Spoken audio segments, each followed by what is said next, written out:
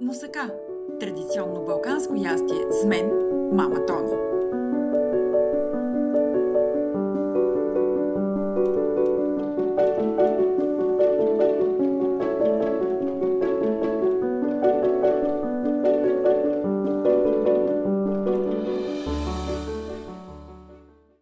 Вие сте с вкусотийките на мама Тони, канал, в който ще откриете традиционни български рецепти, приготвени от мен, мама Тони. Сега ще ви покажа колко лесно се приготвя царицата на масата у нас, нейно височество мусаката.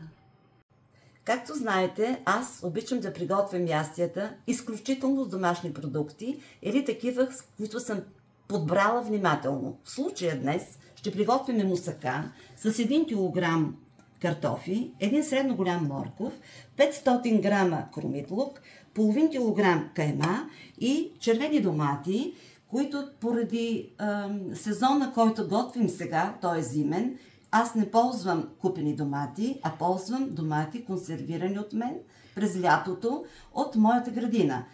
Днес ние ще сложим около 250 грама от тези прекрасно изглеждащи домати. Започваме с обелването на картофите.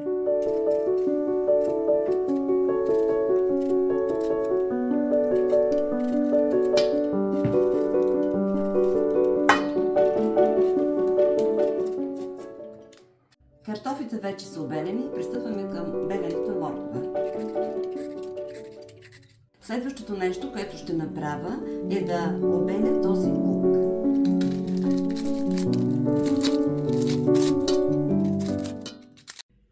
Измихме продуктите и сега пристъпяме към нарязването. Най-напред обаче в кигана ще си сложим мазнинка. Аз готвя, когато готвя с домашно месо, слагам по-малко мазнина. В случая ще сложа около 50-60 мг олио.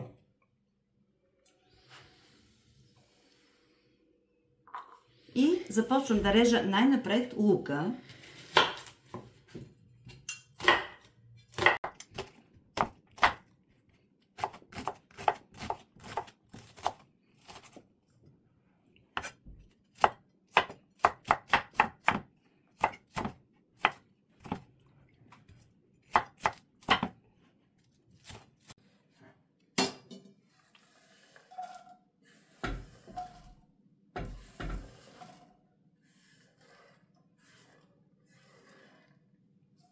Аз обичам, когато приготвям моят ястия, да ползвам повече кромит-лук, защото ястието става много по-вкусно с повече кромит-лук.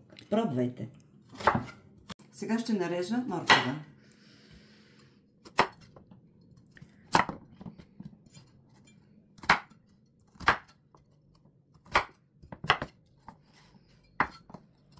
Режем го на дребни парченци.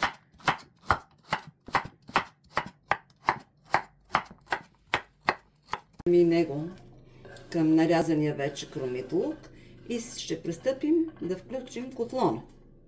Така котлона вече е включен. Ето и моята бъркалка с сърчицето да ми носи щастие и на мен.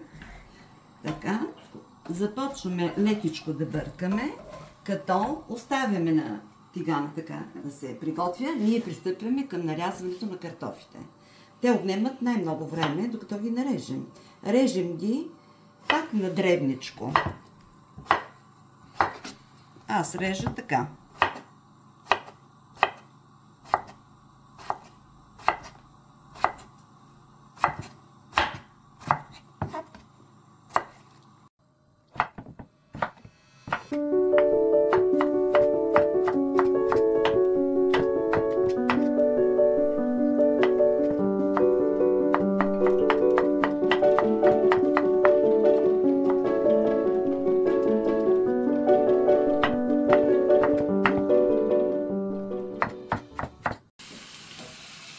Докато се режа картофите, трябва да си разбърквам и кромида.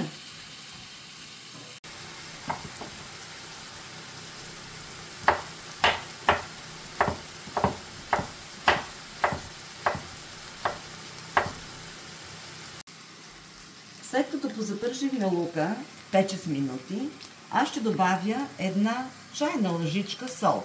На по-късен етап ще добавим, може би, още една, защото нашата кайма няма сол. Лука вече е готов, по-омекнал е и добавям каймата. Така, която, ето така, с дървената лъжица, ще я направя на по-малки къщета. Тя след малко ще се разпадне напълно.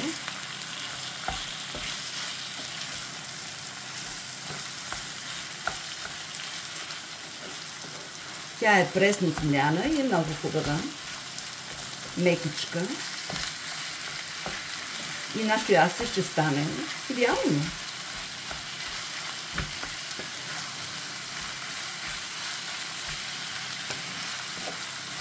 Така, оставяме лекичко да се позапържи и тя. Искам да споделя още нещо с вас. Когато работим с кайма, аз добавям една идея водичка, ето така, която способства за пълното разпадане на каймата. Става на много дребни парченца.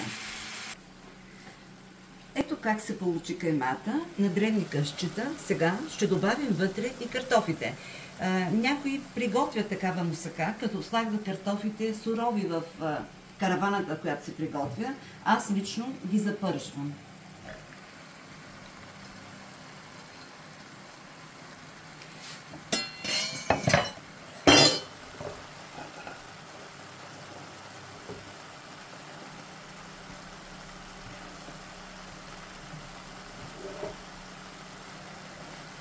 Така приготвени са много вкусни. Нашата цел е ястието да бъде вкусно. Малко трудно ще пробъркваме, обаче ще се справим. Трябва им 5-6 минутки и ще бъдат готови за поставяне вече в караваната за печене.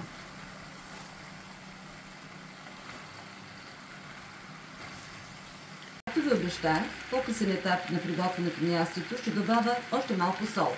Всеки сам трябва да реши колко сол да сложи. Една лъжичка е задължителна чайна, втората вече ще пробвате вкуса и ще се добавите. Аз пробвах моето ястие, необходимо му е още малко. Така, готово. Сега ще добавиме доматите, които леко са пресовани.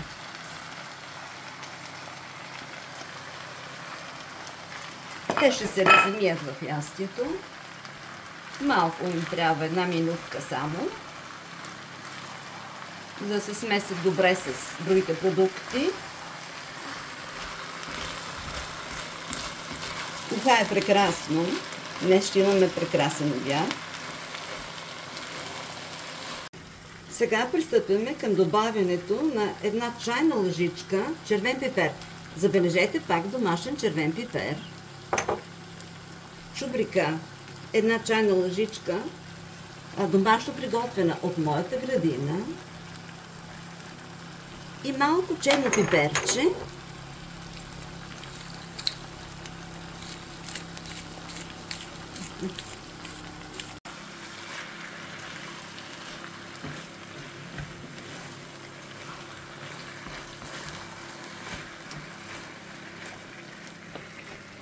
Ястието ни е готово и го преместиме в тавата за печене.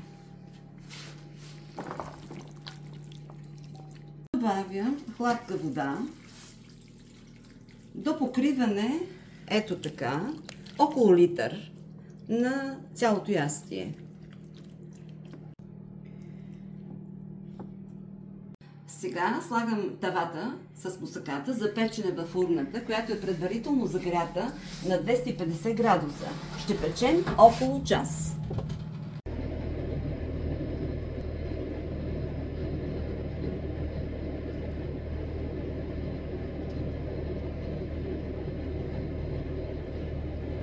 Ястието в урната е почти готово, затова трябва да пристъпим към приготвянето на заливката. За целта ни са необходими 4 яйца,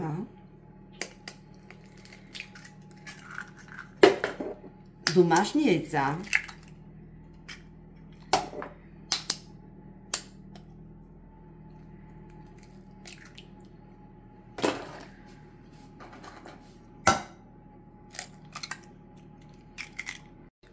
Добавяме 400 грама кисело мляко, високо маслено.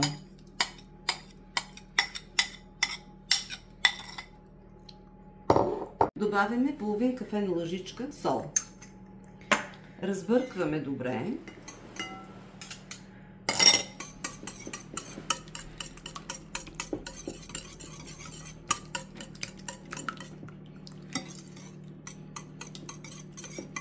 Добавяме 50 мг вода.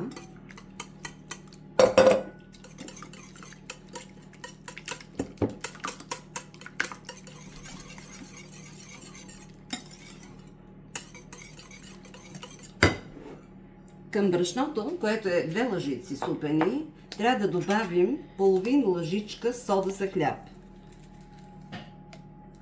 Чайна лъжичка сода за хляб. Ето така, разбъркваме в брашното. И лекичко го добавяме върху тази смес.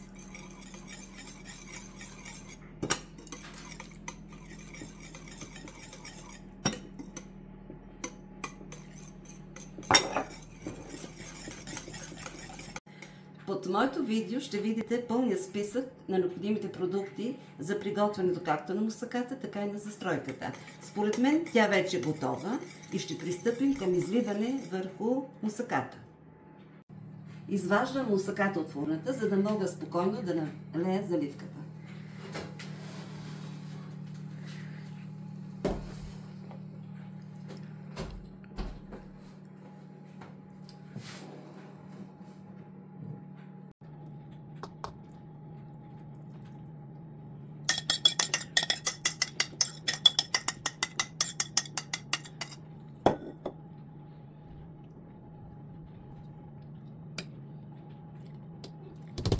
И така, залятата мусака я прибираме обратно във фурната за допичане, да захване една розова коричка отгоре или до готово, с други думи.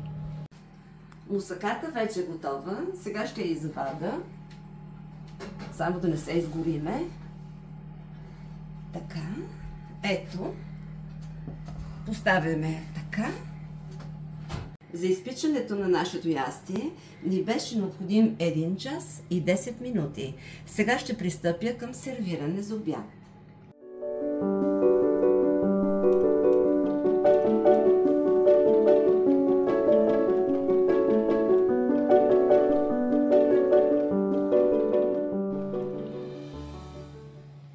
Ето нейно височество мусаката.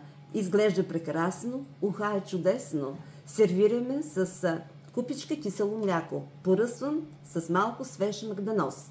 Благодаря ви, че бяхте с мен в този прекрасен ден. Не забравяйте да натиснете камбанката под видеото и да се абонирате за канала ми, за да готвим заедно по-често.